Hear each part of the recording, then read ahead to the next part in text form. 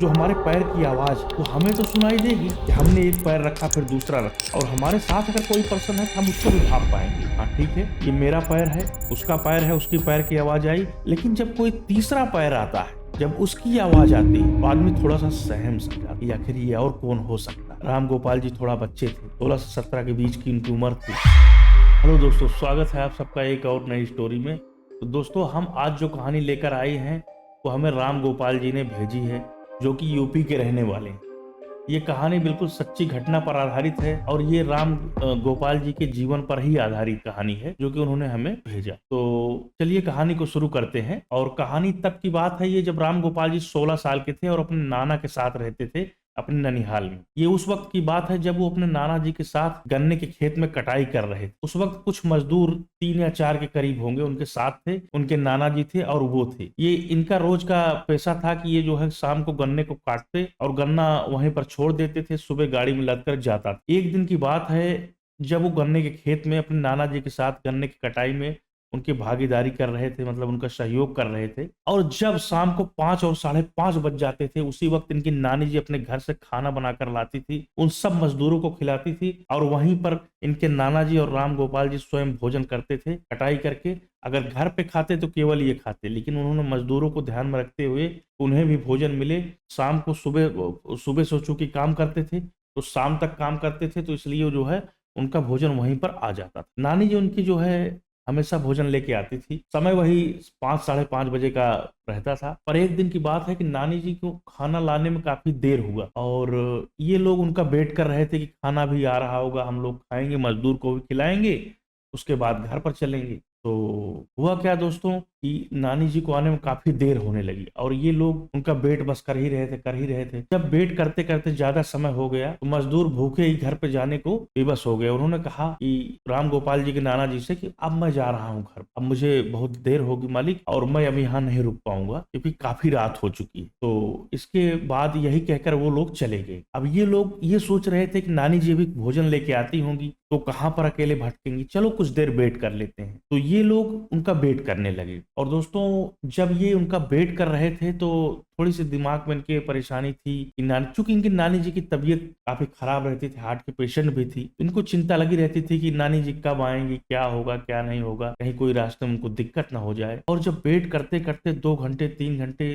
4 घंटे ज्यादा हो गए, यानी कि मान के चलिए कि 9 बज गए, 8 से 9 बज गए, क्योंकि इनका खेत इनके घर से काफी दूर था। तो इनका ये मानना था कि कहीं रास्ते में, क्योंकि पैदल आना होता है, गांव के खेत बहुत दूर दूर तक होते हैं और घर और क्योंकि वहां पर नजदीक में नहीं होते हैं, इसलिए थोड़ा सा आदमी को भय सा लगता है कि रास्ते में क्या हो क्या जाए, तो थोड़ा सा टेंशन तो लगी रहती है। तो ये लोग वेट बस कर ही रहे थे, लेकिन जब वेट करते करते बर्दाश्त के बाहर हो गया कि अब तो काफी समय हो गया, अब तो नानी जी को आ जाना चाहिए, अगर नानी जी नहीं आई तो हमको वापस घर पर चलना चाहिए। बस इसी सोच के साथ ये लोग निकल पड़े कि अब ज्यादा वेट हो गया है, अब हम नहीं रुक सकते, अब हमें घर पर जाना ही होगा और देखना होगा, हो सकता है नानी जी हमें रास्ते में मिल जाए। ये राम गोपाल जी का मानना था और यही उनके नाना जी का मानना। ये लोग वहां से चल पड़े और जैसे ही ये लोग वहां से चले, थोड़ी ही दूर जाते हैं, वैसे ही इनको कुछ ऐसा आभास हुआ कि इनके पीछे कुछ एक्टिविटी हो रही है, मतलब कि इनके साथ कोई चल रहा हो। जैसे हम आगे की तरफ जा रहे हैं, हमारे साथ कोई और बंदा है या कोई और पर्सन है जो कि हमारे साथ कदम से कदम मिलाकर चल रहा है। अब देखिए दोस्तों, कहानी इसी जगह पर मोड़ लेती है जब इनको ये चीज महसूस हुआ, क्योंकि वहां पर जो भी घास थी नीचे, क्योंकि खेत तो था ही, तो जो घास थी वो थोड़ी सी सूखी थी, तो पैरों पर जब पड़ती थी तो उसमें छमछम की कुछ आवाज आती थी। एक झलासी टाइप होती है, जिसे हम घास को झलासी कहते हैं, तो उसमें जब पैर आप रखेंगे तो वो आवाज सी आती है। आपने महसूस किया होगा, जब भी आप गांव में रहे होंगे तो आपने इस चीज को देखा होगा। और खास तौर पर ऐसे खेतों में जहां पर पत्ते सूख गए हों, जहां पर खेती हो रही हो और जहां पर कुछ दूर कटाई हो चुकी हो, तो ये चीज देखने को मिलता है। तो ऐसी स्थिति में जब ये आगे बढ़ने तो इनको ये लगा कि कोई हमारे कदम के साथ कोई और अपना कदम मिला के चल रहा है। कैसे दोस्तों? हुआ क्या कि जब जिसे देखिए, होता क्या है दोस्तों, जैसे अगर हम अपने पैर से चल रहे हैं तो जो हमारे पैर की आहट है, जो हमारे पैर की आवाज, वो हमें तो सुनाई देगी कि हमने एक पैर रखा फिर दूसरा रखा, और हमारे साथ अगर कोई पर्सन है तो हम उसको भी भाप पाएंगे। हाँ ठीक है, ये मेरा पैर है, उसका पैर है, उसकी पैर की आवाज आई। लेकिन जब कोई तीसरा पैर आता है, जब उसकी आवाज आती है तो आदमी थोड़ा सा सहम सा जाता है, आखिर ये और कौन हो सकता है। राम गोपाल जी थोड़ा बच्चे थे, 16 से 17 के बीच की उनकी उम्र थी, और नाना जी तो मैच्योर व्यक्ति थे, काफी एज के थे, कम से कम 55 साल के रहे होंगे इनके नाना जी। तो ये लोग जो है आगे बढ़ रहे थे और वो आवाज इनके साथ ही साथ वो भी चल रही थी, जैसे इनके साथ के साथ ही कोई बंदा कदम से कदम मिलाकर चल रहा। उसके बाद दोस्तों होता क्या है कि इनकी नाना जी ने इनको कहा कि बेटा चाहे जो हो जाए लेकिन पीछे मुड़कर मत देखना, क्योंकि उन्हें कुछ न कुछ डाउट हो चुका था, ये कुछ और ही है, ये कोई इंसान तो नहीं, क्योंकि इतनी रात को वहां पर कौन आ सकता, जहाँ पर मजदूर काम करने वाले जो लोग उनके साथ थे वो चले गए इतनी रात में, तो कौन और हो सकता है। अच्छा अगर कोई होता तो बोलता जरूर कि भाई कहाँ, मुझे भी साथ लेके चलो, रुको, कोई परिचित का होता। और कोई अगर अनजान राही होता तो रास्ता वो था नहीं, क्योंकि वो लोग खेत चल रहे थे। तो ये सवाल उनके दिमाग में उठे। तो इनके नाना जी इस चीज को काफी अच्छी तरीके से समझ चुके थे, ये किसी तरह की पैरानॉर्मल एक्टिविटी है जो कि हमारे साथ हो रही है। और चूंकि ये बच्चे थे तो इनको ये चीज नहीं जाहिर होने दे रहे थे, लेकिन चूंकि 16-17 साल का बंदा कितना भी नहीं तो कुछ ना कुछ तो दोस्तों उसके दिमाग के अंदर आ ही जाता है कि क्या है क्या नहीं।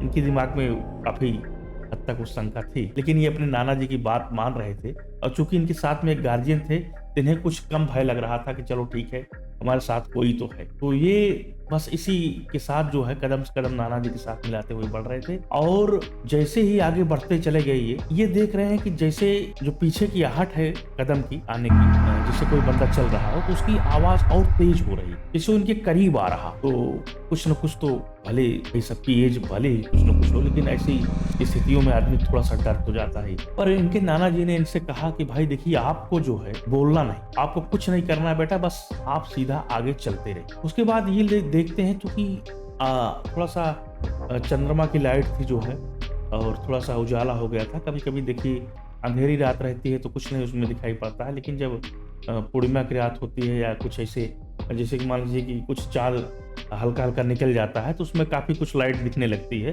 चलने पर, जब हम खेतों में जाते हैं, खासतौर खुले मैदान में जाते हैं। शहरों में तो लाइटें जलती रहती है तो उसमें कोई दिक्कत ही नहीं है।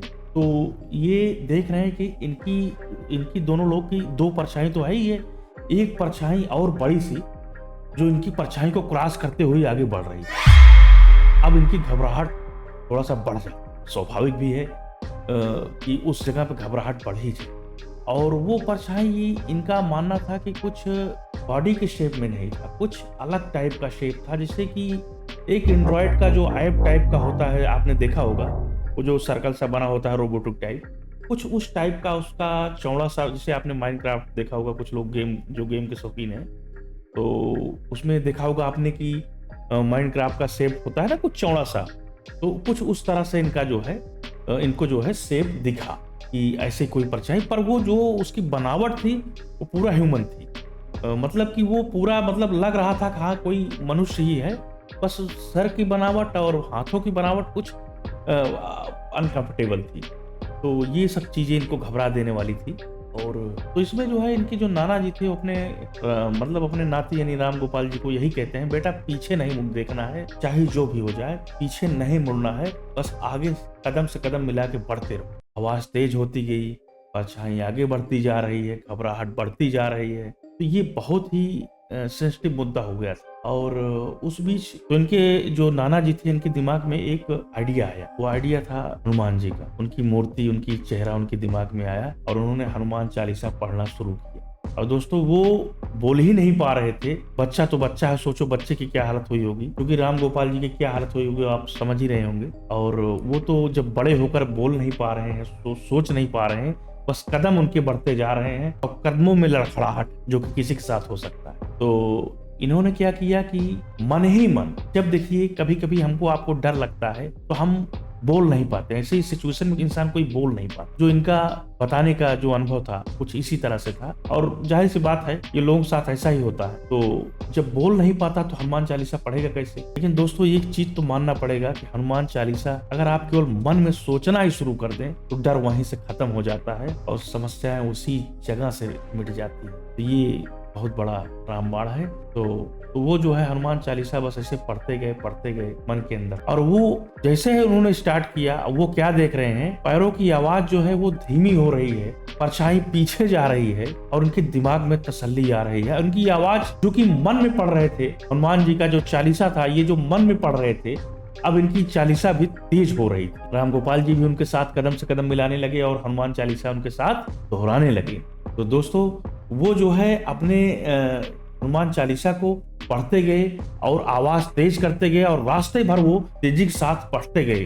तो ये है हमारे प्रभु, हमारे भगवान हनुमान जी महाराज, जो कि कभी भी उनको कहा जाता है कि भूत पिशाच निकट नहीं आवे, महावीर जब नाम सुनावे। उसके बाद जैसे तैसे अपने घर पर पहुंचे और पहुंचकर देखते हैं तो इनकी नानी की तबीयत बहुत ही ज्यादा सीरियस थी। उन्हें दूसरा हार्ट अटैक आया था और गांव के लोग चूंकि थे उन्हें हॉस्पिटल ले गए थे। सब कुछ ठीक ठाक था माहौल। ये काफी दिन तक ये लोग सदमे में थे जो इनके साथ हादसा हुआ। उसके बाद जब भी ये खेत में जाते दिन में जाते थे और दिन में ही आते थे। तो सारा काम ये दिन में ही करने लगे और इसके अलावा जो है 1 घंटे पहले ही मजदूरों की छुट्टी करने लगे और जो है हनुमान चालीसा और उनका एक किताब साथ में लेके जाते थे, उनकी फोटो भी लेके जाते थे और हनुमान जी की कृपा से ही वो सब कुछ अच्छे से कर पाए और उनकी खेती की कटाई और खेती आज भी अच्छे से हो रही है और तब से हनुमान चालीसा बराबर पढ़ते हैं। दोस्तों भगवान में बहुत बड़ी शक्ति है। तो ये चीज हमने देखा इस कहानी के जरिए। तो मैं आपसे यही कहूंगा कि आप भगवान में विश्वास रखें और हनुमान जी स्वामी जी महाराज सब कुछ ठीक कर देते हैं। इसी के साथ मैं अपनी कहानी को समाप्त करता हूँ। तो दोस्तों फिर मिलते हैं किसी और नई स्टोरी के साथ में। तब तक के लिए